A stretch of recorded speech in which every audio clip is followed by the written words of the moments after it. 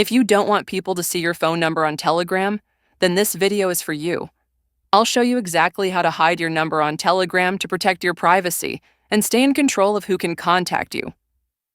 And before we start with this tutorial, if you're new to the channel, then make sure to subscribe for more similar videos like this one.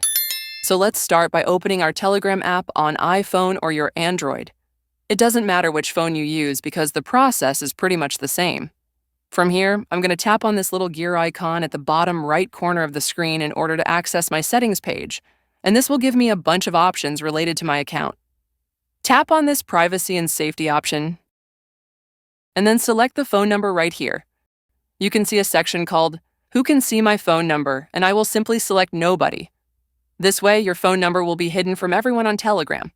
Also, make sure to select the My Contacts in this Who Can Find Me by My Phone Number. When you set the Who Can Find Me by My Phone Number option to My Contacts on Telegram, only people saved in your phone's contact list will be able to find your Telegram account using your number. This means strangers, even if they have your phone number, won't be able to look you up or message you on Telegram. It's a simple way to keep your privacy more secure.